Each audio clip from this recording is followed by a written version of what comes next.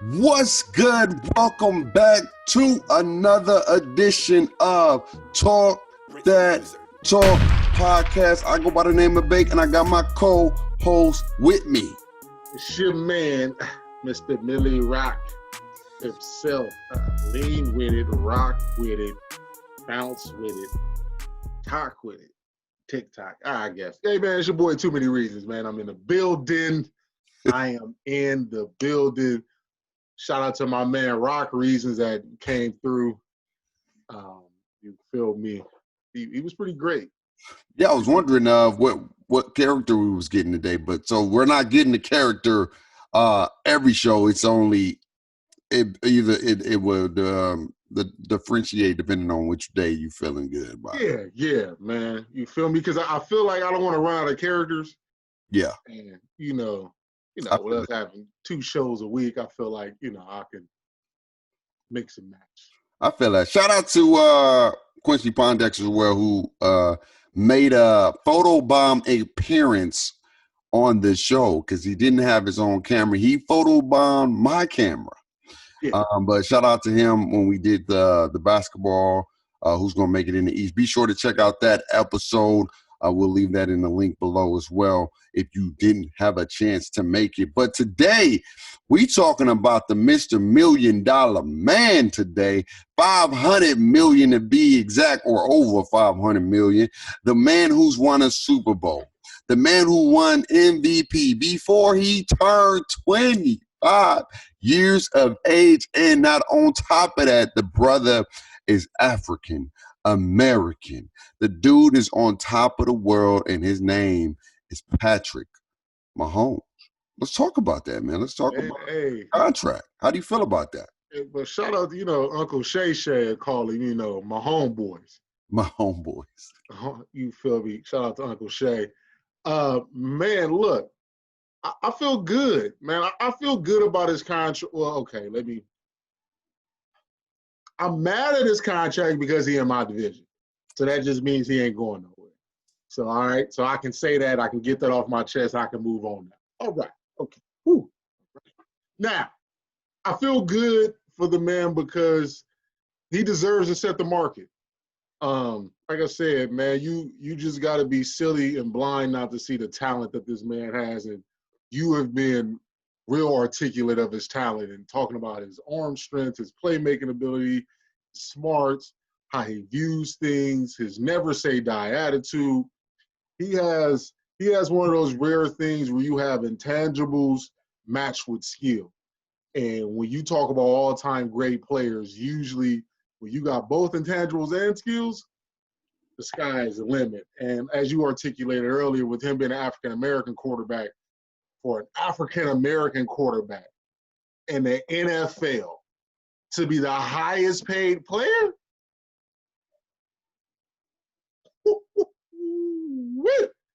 It's crazy.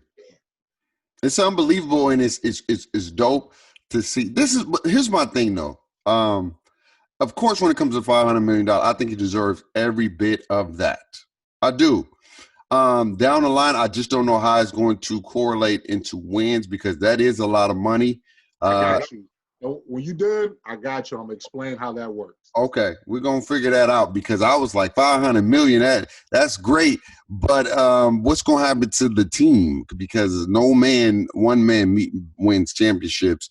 It's all about the team or whatever the case may be. But here's my thing that a lot of people give that I can't stand when people say. Is that they don't really classify him as being a brother because he's biracial. And this is a slack that we get a lot, even with Tiger Woods. You know what I'm saying? Tiger Woods is biracial. He's black and I believe Asian, if I'm not mistaken. I believe Asian. Okay. But they don't look at him as black. They only looked at him as black when he was on his downfall and he had those issues. But when he was winning and he was doing a lot of amazing things, they didn't see Tiger Woods as being the African American brother. Again, I'm happy to go because I didn't know you was gonna go here with it.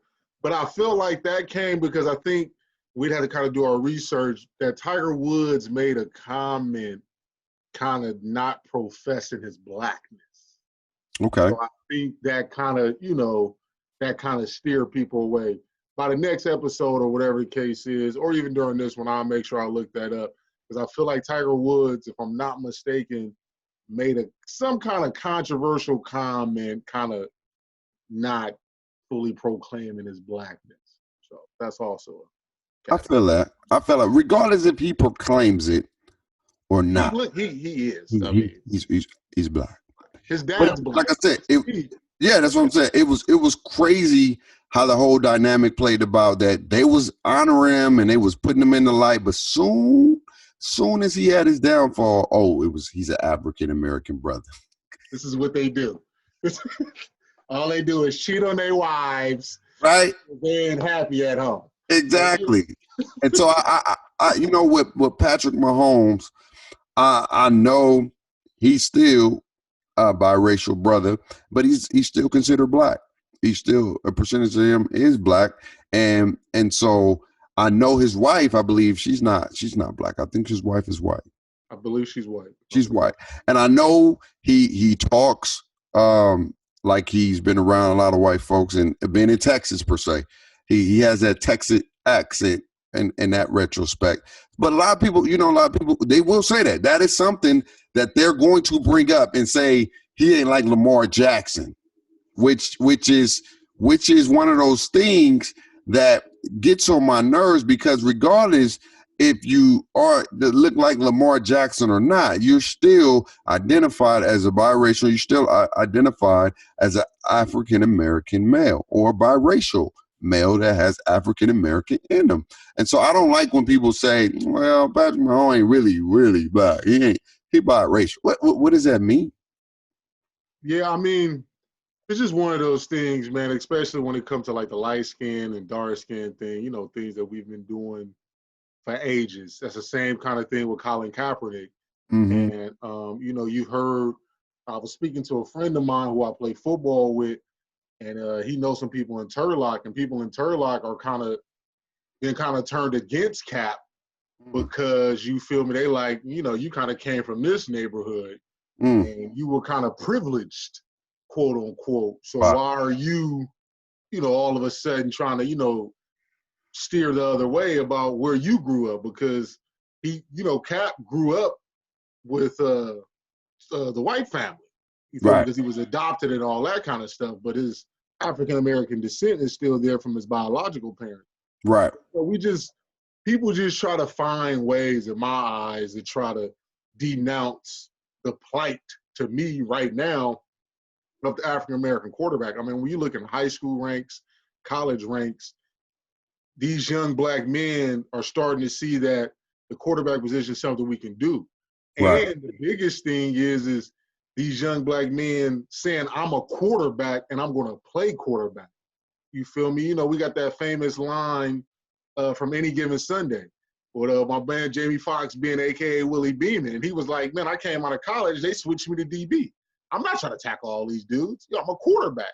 And that's what they did. You feel me? African Americans have come in and then boom, they got to switch positions. The first ever starting black quarterback was William Briscoe. 1965 for the Denver Broncos. When he came in, he wanted to play quarterback, but they was like, nah. So he said, you feel me? He went from 15 reps to 5 reps. No, he went from 15 to 10 to 5. He was like, I'm going to make sure my 5 reps that I get is important. And I'm going to, capitalize. And so when the season started, people got hurt. He stepped in, played quarterback, finished the season, one of the top rookies.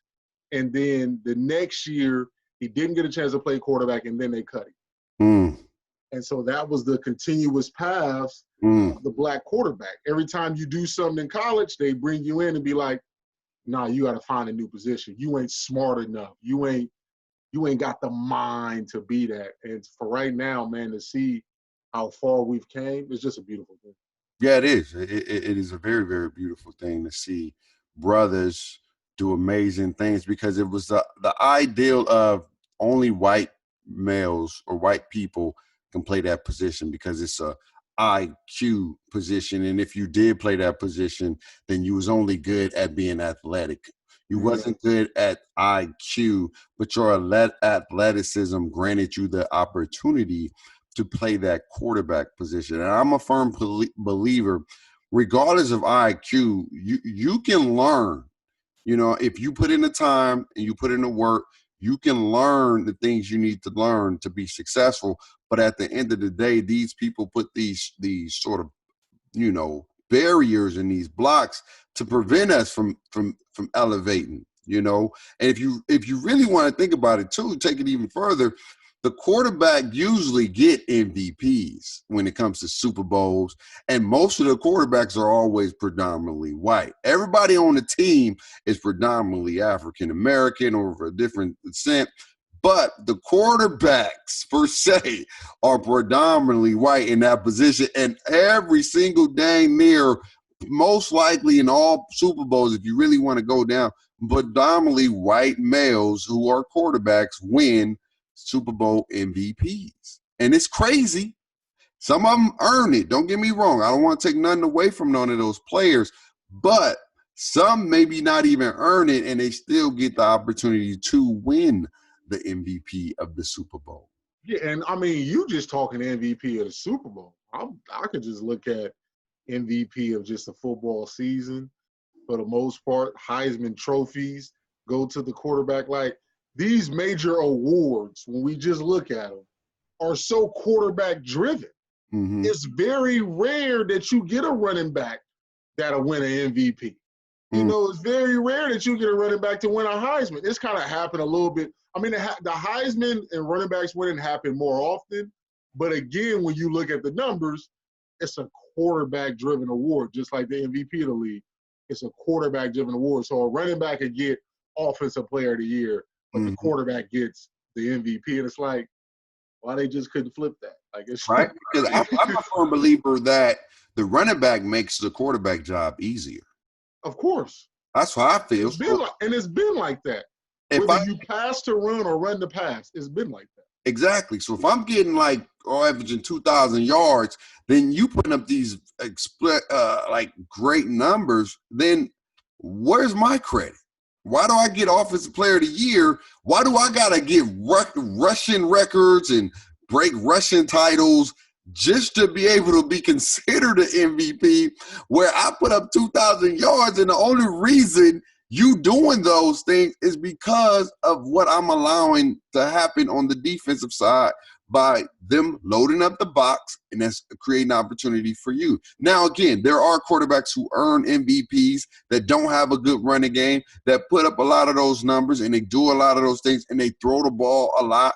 And so it's just one of those things. But what I've always noticed, and again, it's you know, let's be honest. You know, the NFL is owned by a lot of white owners, and it's a sort of way of keeping us in the box.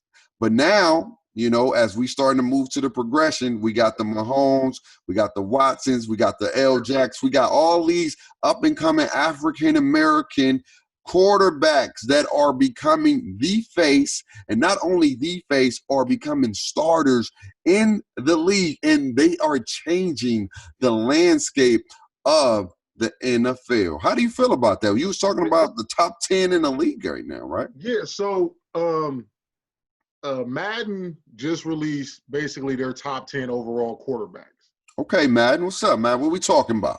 So Madden had Dak. I think Dak was 8. Hold up. Deshaun was 6. Hold up. Let me see. I think Lamar was 5. Hold up. Russ was 2. And Mahomes was 1. And that's basically the overall. Okay. So I think Dak is at 80. I think Dak is at 84. Deshaun's at 86. Lamar Jackson's at 93. Hold up. Russ is a 97, and Pat Mahomes is 99. Wow. Russell Wilson a 97. Russell Wilson 97. And Russell Wilson was a 98 or a 97 on this past Madden. So they've kind of kept that going. But like I said, overall, when I was to look at the top 10 quarterbacks of the league, okay, those 5 were in my top 10 quarterbacks anyway. Right. You feel me? Just because of what they do and all that stuff. And, like I said, man, it's a beautiful thing to see the progression. And the other thing that I want to bring up is the fact that not only do we have 5 of the top 10 African-American quarterbacks, this year we're possibly looking at 10 starting African-American quarterbacks in the league. And in my 30 years of life, I can't recall ever knowing 10 African-American starting quarterbacks in the league. So how do you feel about 10 possibly starting African-American quarterbacks heading into week 1 if we can get a football season? If we get a football season and we got 10 starting, not just 10 black quarterbacks that play in the NFL, 10 starting black quarterbacks that's in the NFL, that would be sort of like history, in my opinion. And I feel like that's like changing of the guard. The only thing, this is the thing that I always get annoyed with, is just saying that we're only in this position because we're athletic and not because we make great decisions, right? We're only great because of our mobility, right? But not because of our IQ. And those are the things that really, really bugs me. You know what I mean? It's not our fault that we have the best of both worlds, where we can create a play and make it expand and draw out a play longer with our legs, where some people may not have that opportunity. So they have to utilize their arm or they have to get rid of the ball quick. We can create more opportunities for our team. That should not be a penalty. That should be a plus. And the fact that they always use that to box us up, put us in this box and say, oh, well, you're only the starter because you can run and throw. You're not a starter because of your IQ. You're not a Tom Brady. You're not a Aaron Rodgers. They don't have to do all that. They can just throw it on the money. Or they give us the thing where we hold the ball too long, where we try to rely on our feet too much, or we don't go through progressions. It's always a knock when you see us play the quarterback position, even though a lot of the league is catering to how we play the quarterback position. If you're not understanding that standard, be under the center, is not working for everybody, you have to adjust to the quarterback, and you have to adjust accordingly. And a lot of players and a lot of teams are starting to say, hey, man, like Lamar Jackson, Baltimore Ravens. What did they do? That man, oh my God. No. What's the Greg Roman. No, the head coach. Oh, Jim Harbaugh. Jim Harbaugh. He said, all right, let's change the offense, because the offensive coordinator came to him and said, we need to make some changes to better fit Lamar Jackson. But remember, Greg Roman was in San Francisco with Colin Kaepernick. Right. And Greg Roman was in Buffalo with Tyrod Taylor. Right. So Greg Roman has already been on this hype. Like, if we're going to get a quarterback like this, let's work to his strengths and masquerade some of his weaknesses to better fit our game. You feel me? Not sitting here, like you said, sitting to that regular mode of the drop back passer, because the knock has always been, just like in basketball, right? Can this style really win? They always say the scrambling QB or the mobile QB can't win a Super Bowl, the pocket passer.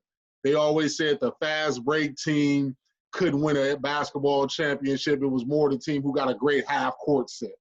But you are seeing that the changing of the guard, like you have said, is happening to where the mobile quarterback is not only mobile, but he's one of the smartest dudes on the field. Because Russell Wilson, if you look at him, when he scrambles, he's not even always scrambling looking to run. He's scrambling with his eyes downfield, looking to make a play. And if running just so happened to be his next option, then that's it. Same thing with Mahomes. Mahomes gets out the pocket, and Mahomes is really not even that fast. He ran like a 4.9 or 4.8 in the 40. He didn't have a blazing 40. But this man's here, out of this world. No, he is. And so for them to – but here's the thing, too, what you just said.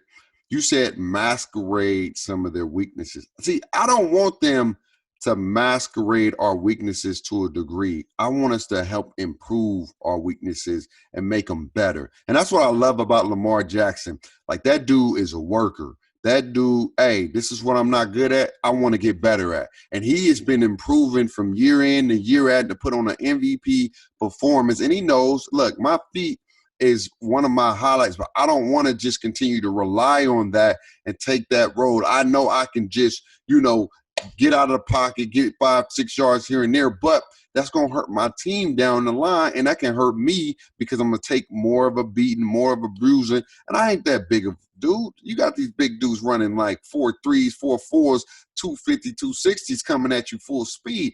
I can't endure that all my life. I have to preserve my body. I have to preserve my energy. So I don't want to hear it. I don't like the masquerade of your weaknesses. I just hope they improve some of their weaknesses to make them strength. And even if that's not ever become your strength, at least work on getting better at reading, because I feel like reading defenses is a gift and it's an instinct, because sometimes they're not going to be there, and sometimes they do be there when you think they're not going to be there. It's just one of those things, right? This is a lot of disguises. Defenses are getting extremely smarter, right? And so you can't just do the simple things. Sometimes you gotta masquerade some of those those play calls and formations, right? And where it may look like it's something, but it turned out being something else, because we are smart. We adjust. The game ain't just black and white as we like to put it, right? And so it is critical as an offensive coordinator to know, all right, look, we can still run this the way we want to run it, but let's run it out of this formation to make them think that maybe it's a run, but it's actually a pass, or vice versa. Maybe it's a pass, but it's actually a run. You know what I mean? And that helps as well too. Yeah, I mean, like I said, man, all that what you stated is right on. I think when I was saying masquerade their weaknesses, I'm still talking about like a Lamar Jackson still in developmental stages. Last year was only year 2. So you don't, kind of like what they did with Russell Wilson. Everybody's not Pat Mahomes, so where you basically take off the cape and now he's ready to be Superman.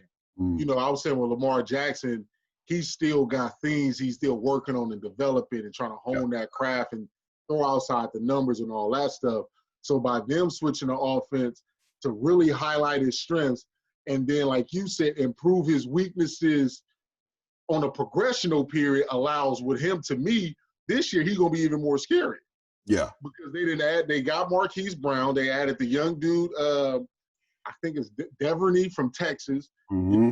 More speed on the outside. Andrews is going to work the middle of the field.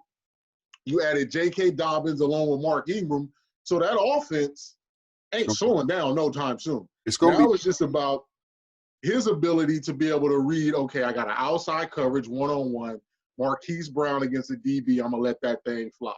And then, that's where that progression continues to go up, man, because, like, by us just talking about this now, it just kind of make me look at the generational things of the black quarterback, how, Warren Moon was kind of told, like, nah, you don't belong here. So he had to go to Canada, put up crazy numbers, and then he's come back. And his combined numbers, he got more passing yards than any quarterback to ever play football between Canada and the NFL. You got other quarterbacks like Randall Cunningham, who was nice back in his day, but again, like, didn't nobody believe in that. We continue to progress to some of the African American quarterbacks that flamed out. In my head, I'm thinking, my thought is, did they really flame out, or was there just no more belief? Because how they go from being a great college quarterback, and again, that's college and the transition is different, but how they go from being a great college quarterback like a Jeff Blake, there was another one that was on my mind that I can't really remember right now, but like a Jeff Blake, how he was real good, and then all of a sudden he gets to the pros and he's just trash can. Like, and he played in, the power conferences. So I think when it comes to those players, it depends on, a lot of that depends on the system. A lot of that depends on the belief, like you said. It beliefs in, do they believe in me as a quarterback? Do they think I can get the job done? Or was it just picking me up because of my name and they're not going to give me a chance? And just because I didn't produce in preseason or I didn't do well in these particular times, do you just give up on me? Because again, the NFL or any sports is what have you done for me lately? And so when I think it comes to a lot of these quarterbacks, a lot of times they just don't have a threshold, or they don't give them enough credit in regards to giving them enough opportunity. They say, okay, we got him here. Let's see what he's about. Oh, not what we like, not what we're looking for. We're going to go in a different direction. Or he ain't got what it takes to get it done. It's a quick leash. But you got these other quarterbacks that get so many chances, so many opportunities. Some quarterbacks in this league that I don't even know how they still quarterbacks, but they on the team. You know what I'm saying? Checks, bro. Get and like I'm looking, I'm like, man, like it's crazy. We got so many African American quarterbacks.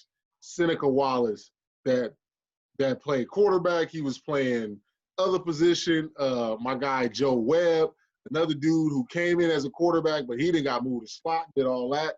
Terrell Pryor, another dude who came in as a quarterback, played with the Raiders, won some games, realized they like, yeah, this ain't gonna work for you. You got to become a wide receiver. My guy, his name is Logan Thomas. He was a quarterback at Virginia Tech, early 2000s. He came in as a quarterback. They done moved that man all the way to tight end. Yep.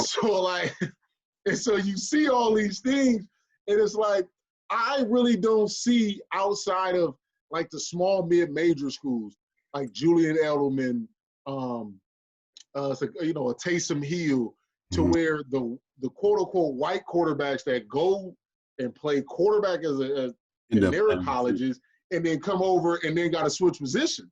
They not seeing that. No. They just they drafting them and stashing them on rosters. They not getting cut. People, I'm like, come on, bro. Like, you can already see the disparity in things, and you ain't even got to be blind to see it because it's done so blatantly. Right. And there is no real answer for it. Oh no, we brought him in. He fits what we doing. Really, bro? He fits what you doing?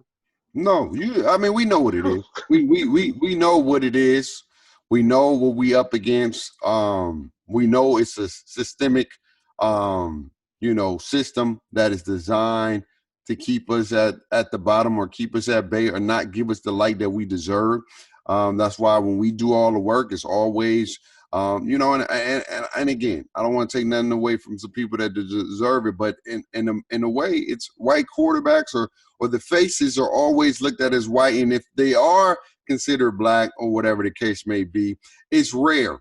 It's very, very rare in that retrospect, and it sucks and it's sad, but it's good to see that. I wouldn't even say the changing of a guard is changing. I just feel right now in this time frame, because they don't want it to change. Trust and believe. They don't want us to be the face of the league. They don't want the Lamar Jacksons to be MVP. They don't want that. They don't want it, but they can't do nothing but accept it. And they're like, well, hell, we're going to have to jump on the wagon right now because these guys, these other brothers that's coming out, they're not getting it done. And these brothers, they're getting it done. So we need to figure something out because, They're making money, man. They making these dudes that money. And they selling tickets. They selling tickets. And these dudes are great role models. Right. You feel me? Lamar Jackson, man, from humble beginnings. Russell Wilson, doing his thing. He, stepping as a stepfather, getting married. Like a lot of these, the quarterback position, a lot of these African-American quarterbacks have been role models. Hallmarks in the league, not no scandals, no nothing. And that's another beauty because, we can't speak for all positions. Right. Because all the other positions are African-American brothers out here being silly. Yeah. You feel me? And again, you're going to make your share of mistakes. But when I look at the quarterback position, you look at the guys that are climbing, the 10 that are possibly about to be starting, their records off the field are unblemished. You feel me? They're just stand-up guys, role models. So it's hard for you to be like, oh, something wrong with him. They try to find things. It's hard to find things on those guys because they are great citizens and great role models for the league and for our kids. They are. But here's the thing. It's never the same, okay? When it comes to us having off the field issues and our counterparts having off the field issues. Their issues get swept under the rug. Talk about it one episode, boom. Our issues get talked about for about 4 or 5 months. We are the talk of town. But when it comes to other races, they messed up. Yeah. It happened. We work on it. Us, is glorified. Is extreme light on that's drawn right on it, and you're gonna talk about it. You're gonna talk about it, and you're gonna talk about it, and you're gonna talk about it until they can't talk about it no more. Till it ain't gonna drive in no more ratings, and then they just abuse it, and then your name is like thrown in the dirt, and now you got this image that this is the person you are because you made one mistake. And that's the part that I don't like. Don't get me wrong. We make those mistakes, but our mistakes is different than their mistakes, and we get treated differently, and our careers can be impacted by the mistakes. Where you got Roethlisberger, who had a lot of issues off the field, and look at the man, still got a quarterback job. Let that be us. Let that be. Go. Because you got to think about it. I mean, because, we kind of moving, not necessarily moving, but Deshaun Jackson this past week, with his comments to the Jewish community, and I had a chance to kind of read what was said, and you feel me, it wasn't the right thing to say. So right. I'm not going to sit here and say he said something that's right, because when you actually read into it, kind of deep, it's kind of like, but the Philadelphia Eagles had the same situation with Riley Cooper, when Riley Cooper was hella drunk at whatever concert and said F them N-words. And all a man got was a suspension of some sort and some counseling. He didn't have to go, Deshaun Jackson got disciplined, quote unquote. He's meet with all different kind of Jewish people in the Jewish community, all these kind of things. But Riley Cooper literally said F them N-words. And not only did he finish that season, he got another contract. Right. Like, come on, bro. Like, Deshaun Jackson going through all this stuff. And Riley Cooper got suspended for a couple of days with some sensitivity counseling. Right. And got a contract. Right. That's what I mean. So we don't want to get into the concept of what's a good role model and great role model, but in regards to these quarterbacks, they do good both on the field and off the field, and they make smart choices. And I don't even want to say that because that can be a little bit construed as what's smart and what's not smart, but they just do a good job of staying out of the media for negative things or things that's going to get they make sure their money not get messed up. That's the best way to do it. That's it. It's not going to impact their money, okay? So they do the things we need to do. But other than that, all in all, man, it's good to see that we do have a potential of 10 quarterbacks. And shout out to Madden putting out the ratings for the top 10 quarterbacks. And what is that? I think it was, you said 5 out of the 10 or 8 out of the 10? So 5 out of the 10, 5 out of the top 10 Madden quarterback ratings, African-American quarterback. So with me, I did a list just recently on my Facebook page where I got, Mahomes, Russ, my top 5 African-American quarterbacks was Mahomes, Russ, Deshaun Jackson, Lamar Jackson, and then Dak. And so that's my first tier. My next 2 quarterbacks was Teddy Bridgewater and Cam Newton, with Teddy starting in Carolina, and Cam, to me, should be the starter in New England.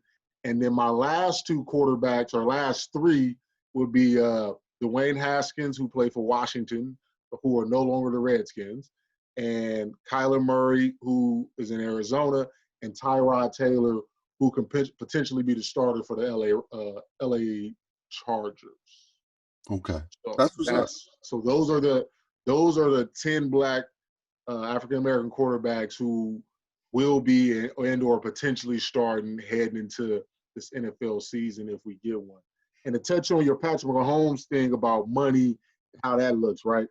So I brought it up right here because I found it.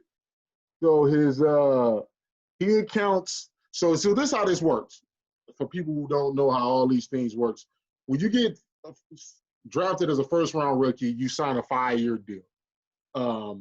After that, the second round is a 4-year. Second and third round is, I think, 4 years, and I think third through 6 is kind of how they do it. So the quarterback, just like recently, people hear about these fifth-year options. So Mahomes was heading into his fourth year, and then next year would have been his fifth-year option. So they picked that up. With that fifth-year option, now becomes you get to be franchise tagged the next year, kind of like the Kirk Cousins and all that kind of stuff, right? So boom. So what the Chiefs did was they put those 2 years on the contract and then signed him for 10 more. So he's basically got a 12-year deal at $505 million instead of the 10-year deal that they had, because it's all incumbent. So by doing that, the more years you put, right, the more the money stretches out to allow you to do other things. So here's how this works. So next year, heading into this season, he's only accounted for $10.8 million towards their cap. The following year in 2021 is going to be 22.8. The following year is 29.4. So you see in the first 3 years, he's not even making that buku amount of money. It's not until year 4 in 2023 where it's at 40 million, then it drops back to 37. And the highest it will be at is year 6 in 2027 at 59 million. But in between that time, it can be restructured. Because that's 6 years down the line. And you know, with quarterbacks in the NFL, they restructure, replace, and redo money all the time. So he basically gave them a real team-friendly deal so they can sign Tyreek Hill. They can sign Chris Jones. They can still add people around him because of the deal. And so they looking at, they also looking at potentially the NFL money and its revenue spiking back up and generating more money and doing all that. So that's how, you feel me, it works out. So we have to educate the people, that's NFL salary stuff. So I've been working on my GM skills. It's a lot of information in regards to understanding salaries and understand how the money break down. But I just know that brother got paid at the end of the day, regardless of when he gonna get it or how he gonna get it. He got paid, and shout out to him. He deserves it. First dude to ever come in the league after 3 years of winning Super Bowl and the MVP. Tom Brady ain't even did that. Nah.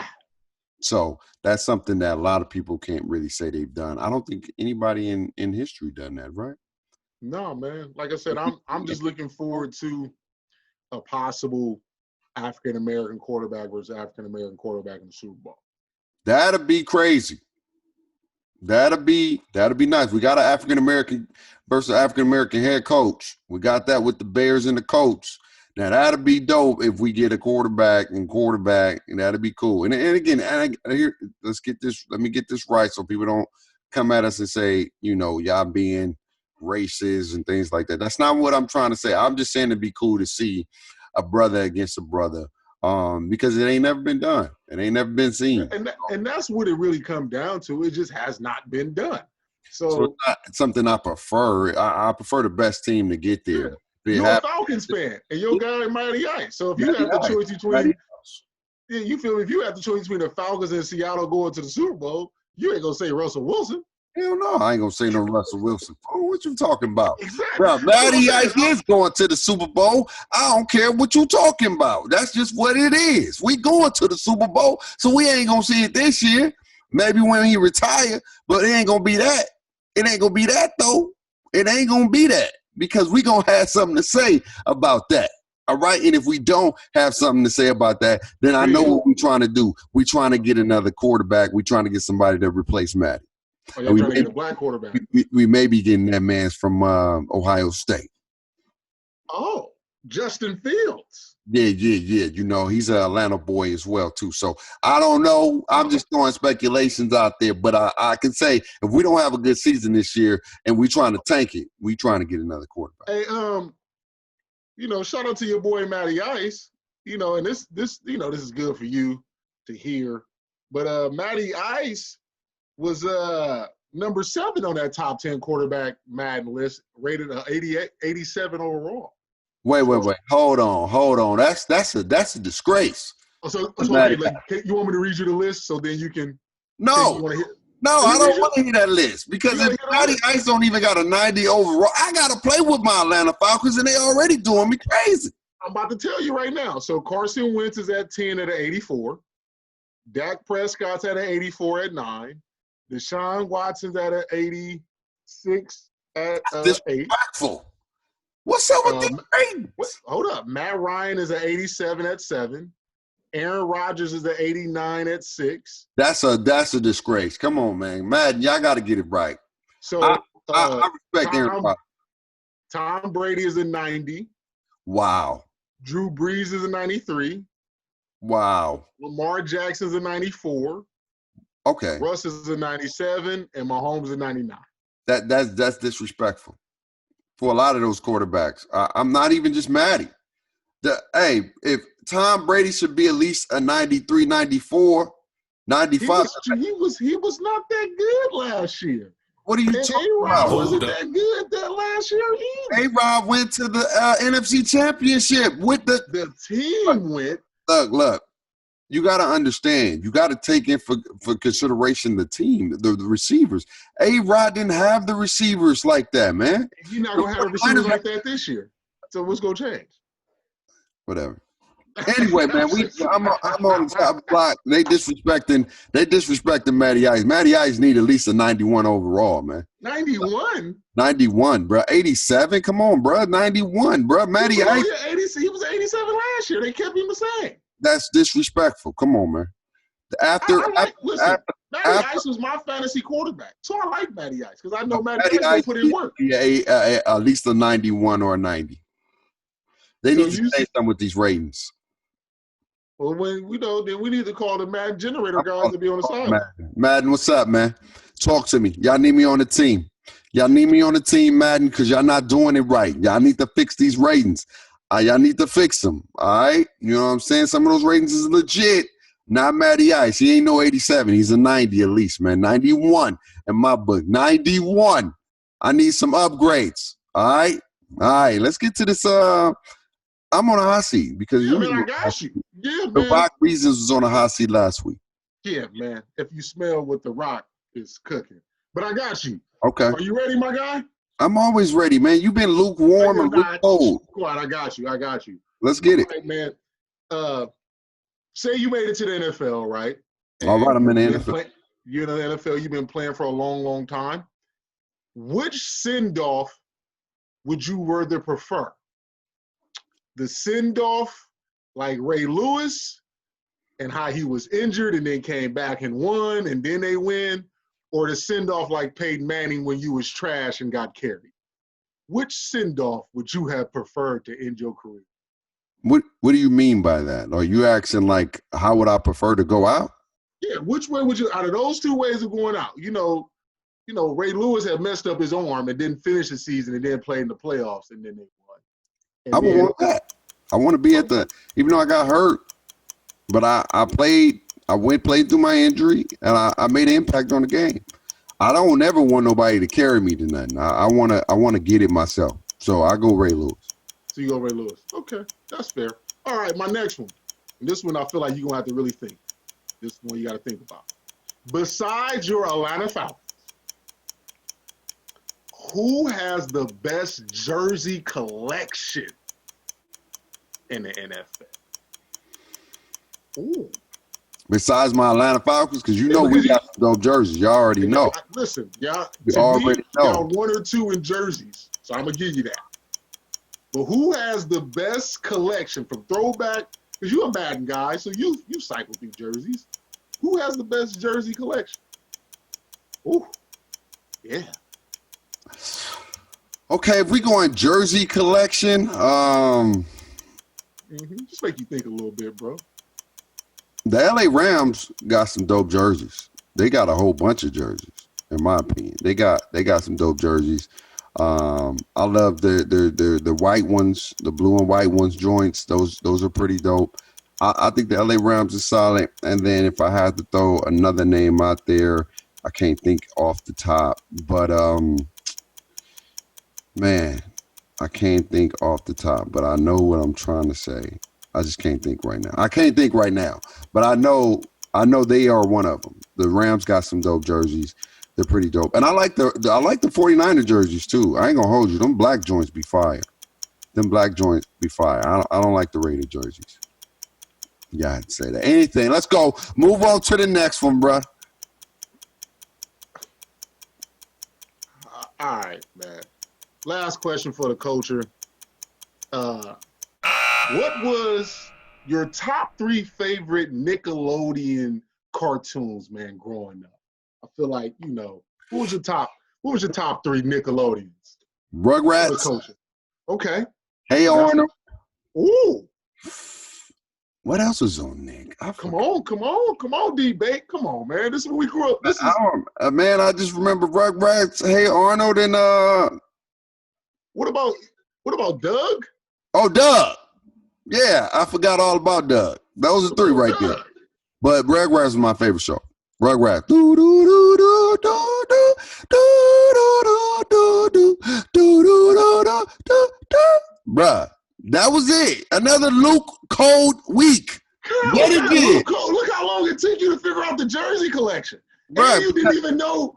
Bruh, that was another Luke Code. It wasn't that it was hard for me to think like, oh, I gotta really, bruh. It was hard for me to remember. You gotta think about jersey collections. It's a lot of dope jerseys in Madden. We got the best one. Atlanta Falcons got the best jersey collections in Madden. I don't care what nobody say. We have a plethora of jersey options in Madden or whatever the case may be. I think my 2 favorite jersey collections, well, really 3. It's the Bills, the Patriots, and Tennessee. I was going to say Tennessee. They got 2 helmets. Yeah, I was going to say that. I was going to say Tennessee. I couldn't think of Tennessee, but we number 1, though. We got the best. We have the best jerseys. The gray, the white, the black, the red, the white, the gray, the head. Bruh, we had so many different helmets. So I would say we was number 1. It just made it harder because you took us out of the equation. And I knew you was going to choose with nobody else. I don't play with nobody else. I only play with my boys. That's all I play with. So that's just what it is. But anyway, man, another show in the books. Anything you want to say to the people, man, before we get up out of here, bro? No, man, just another week. You feel me? Another week down. Oh, man, California just got shut back down. Yeah, we did. I knew it was happening because we don't know how to social distance, okay?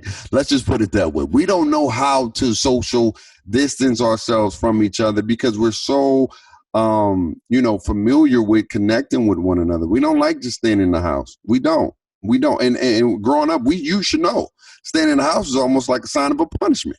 You get what I'm saying? I mean, yeah, it was go outside. You better not come back in this house. Exactly. And so now you're telling them to stay in the house, man. We don't like that. We don't like to feel like we ain't on punishment, but it's for the good, for the greater good until this pandemic gets better, till we get a hold of it. We're going to be in the house, man. But I feel like, again, man, it's a combination of more testing and more people having it, to me, prior to the shutdown or contracting it as it happens. I wouldn't necessarily attribute it to just, everything reopening. I just think with more testing becomes more results. That's true, but you got to think about it, man. When we got out of that, what was we doing? What was we doing? You know what I'm saying? Barbecues, even if you had it, you was in the house. You know what I'm saying? Everything was closed, so you really couldn't give it to nobody else in that respect, unless people was in your household. But you were still in social distance. You were still in quarantine for over a month. So if you had it, it would have been gone by then, or you would have went to go get it checked and you would have been isolated by then. But when we got out of isolation, what did people do? They went to bars, they went to drinking, they went to turn up. We had protesting, we had thousands and thousands of people, and we still doing it. So it ain't gonna change. We going to places like it's everything normal. We go to places like we don't wear a mask. It's one of those things that, and people, I watch videos of people tripping and getting mad because of these folks who telling them to put on the mask. You getting cussed out because they telling you to put on the mask. So come on, man. Like, I knew it was happening. I just didn't know when it was going to take, how long it was going to take. But it's going to be like this for a while. We're going to be like this for a while, and until we get to the concept of social distance and being safe. We get sports back. I mean, hopefully basketball continues doing what they're doing. And if Roger Goodell need an idea, you already know. Man, I got the plan to save football. I got the plan. It may not be the plan that people want to hear, but to me, that's the plan. That's the plan. That's the plan. But leave it at that, bro. We're going to find out, man. Y'all, make sure y'all leave a like, comment, and subscribe. Always remember to talk that talk. We will see y'all next week. Stay in the house. Stay safe. Stay blessed. We out of here. Peace. Peace.